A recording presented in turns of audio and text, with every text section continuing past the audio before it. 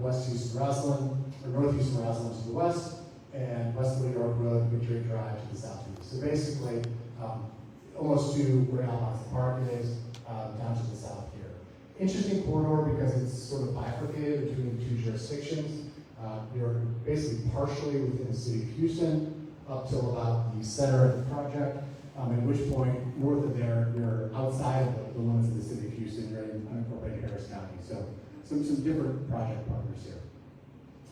We identified this project as part of a detailed planning effort, and as part of that planning effort, we identified needs related to safety, mobility, and access, right?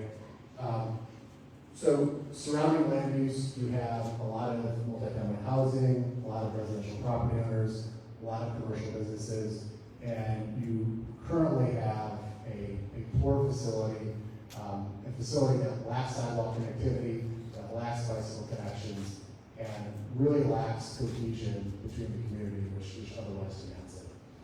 You see here with this diagram, there is a pretty severe safety issue along this corridor. We've got almost 200 crashes within a period between 2018 and 2022. That's a high crash rate for a facility of this type. Currently, 2-lane asphalt road, radar. With 2 fatal crashes, which is horrible, and 2 severe crashes, right? So we've got some demonstrated needs along this corridor. So back to the genesis of this project and the planning effort. So the district really started doing a project prioritization exercise back in December of 2021. Since then, there's been multiple board meetings, community discussions, and a number of projects were prioritized for the development. This is one of those such projects. We're at the point now, through the City of Houston's required project development process, where we have developed a project concept and a plan. It's what they call the design concept report. This public engagement process is a component of that process, right?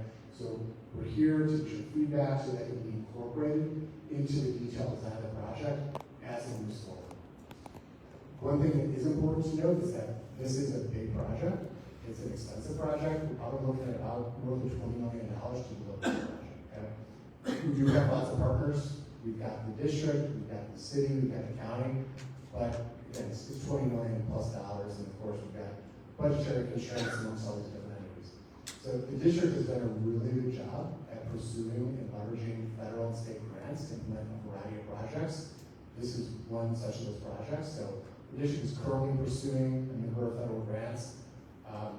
Possible it could move forward without such federal grants, but that is one key ingredient to making that project happen. So it is contingent. The project moving forward is contingent on future funding. So again, we have currently, actually go here. So today, currently, 2-lane asphalt road, lack of sidewalks, wide open ditches. You have many places where the ditches prevent access for pedestrians. Very limited or little ability to access right of bayou, which is a shame because it's right there in the trail system, it's a great access point.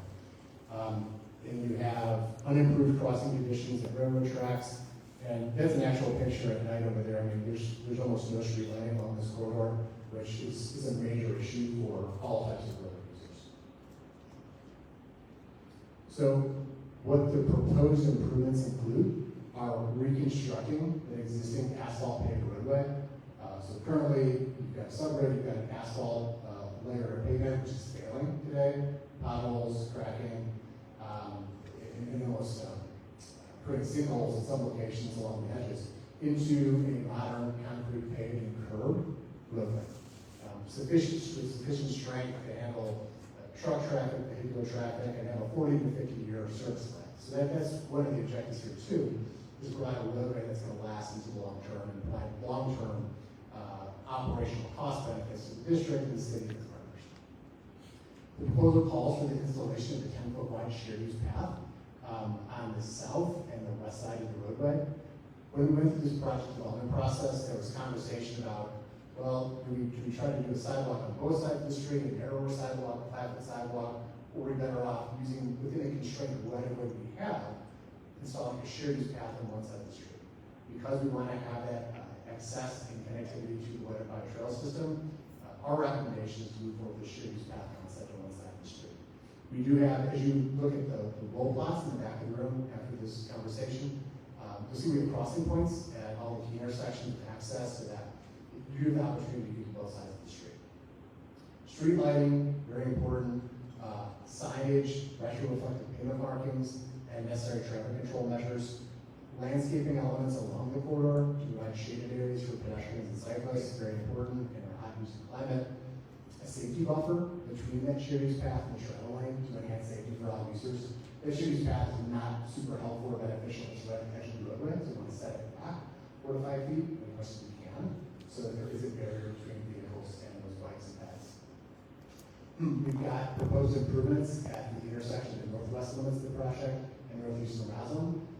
New crosswalks, sidewalks, ADA ramps, and elongated enhanced turn lane to enhance traffic flow. Go by a lot of stacking at the intersection. So by adding a dedicated right turn lane there, we can help streamline that intersection.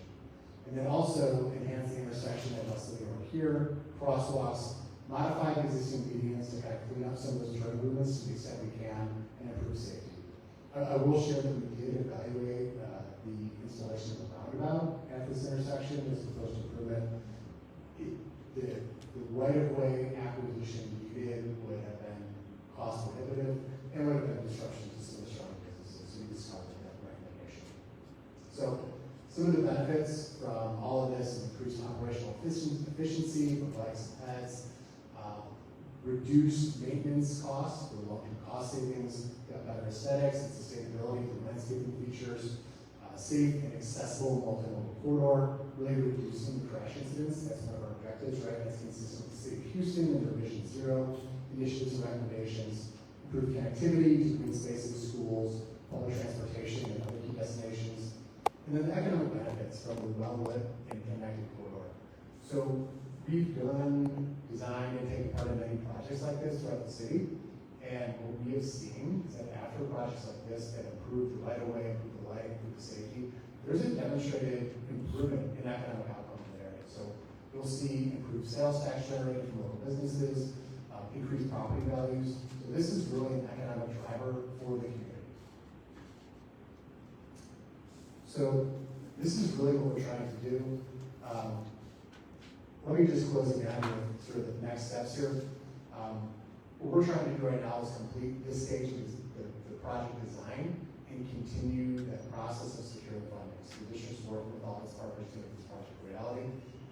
Appreciate your thoughts, your comments, your feedback. There's plenty of time to incorporate that into the design process and move forward, and make sure that all your voices are heard and we can try to